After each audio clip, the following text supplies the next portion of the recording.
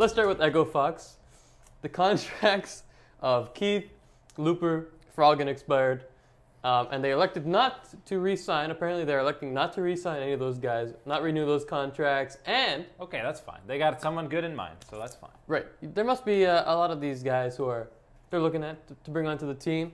But their first addition to this new squad is Fenix, Eric. Fenix, the former Team Fenix Liquid won. mid laner. Yeah, no, not the team.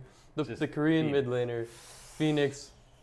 He took off last split, wasn't playing. Before that was with GCU in the spring promotion or the summer promotion tournament, and in that split, and of course Team Liquid back in the day. Now, upon first look, that looks like an immediate downgrade from Froggen. Probably because it is. I mean, that's a very interesting move for Echo Fox. We both kind of thought Akaadian and Froggen are probably the two guys they keep going forward, and you build the team up around them. But now it looks like they're both gone.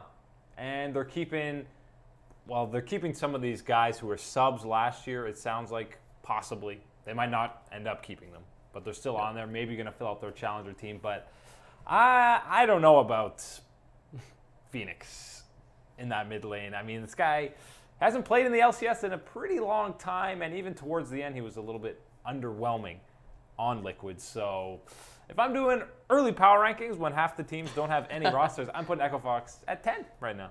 Even with Golden Guardians having nobody. They still go above Echo Fox because, I don't know, to use an import slot on someone you didn't see last split, and even back then he was on the Challenger Series with GCU on a team that wasn't that great.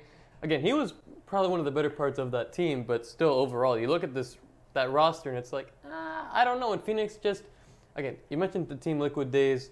At times he was great, but he was also benched at certain periods of that on his tenure in Team Liquid. So I'm not sold on it. I don't think it's worth an import slot. Along with Ryu, I didn't think he'd be on an NALCS team this split. Turns out they both are, with guys that you would think are more talented, potentially available, like Fabevin, like Power of Evil. Again, we don't know what they're up to, if they're going to stay in EU, come to NA, but I would at least look at those guys and be like, hey, you want to come over, before signing a guy like Fenix and saying as an organization that this is going to help us win Worlds, because that seems false. Yeah, I mean, the team said they're hoping that Fenix can be the foundation to lead to a 2018 LCS title championship.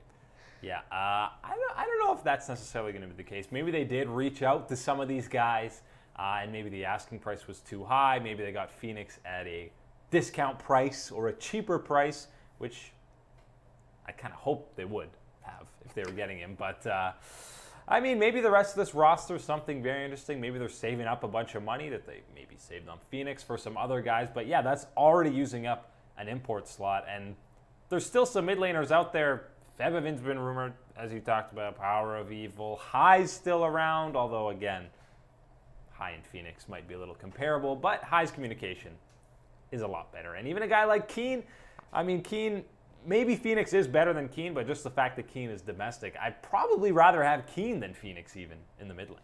Yeah, and you saw what he could do last split. Again, he's probably not going to take over too many games, but he was holding his own against guys like Bjergsen and stuff like that. So I'd rather bad in the Keen playoffs, though. Yeah, he wasn't great, but I still prefer him over Fenix, this unproven guy we haven't seen in over half a year now. So it's a weird move.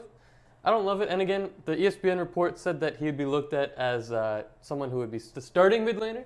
So it's not even that he's going to go on this academy roster. They want to start Fenix. That's what they want to do. You mentioned the other guys like Greg and Brandini and whatnot.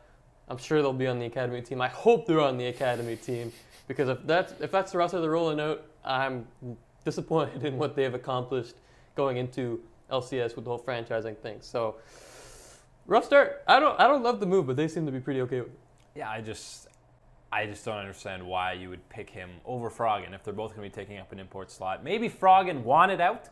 Maybe he said, I don't want to play on this team anymore. Goodbye. And, I mean, his contract was up. He didn't want to sign a new one. Not much you can do. So I feel like that had to have been the case because, yeah, on paper, I mean, Froggen is definitely better than Fenix. Yeah. If you're tipping the scales, it definitely goes in the Froggen favor. I would say so. For sure. Make sure to like, comment, and subscribe for more esports content.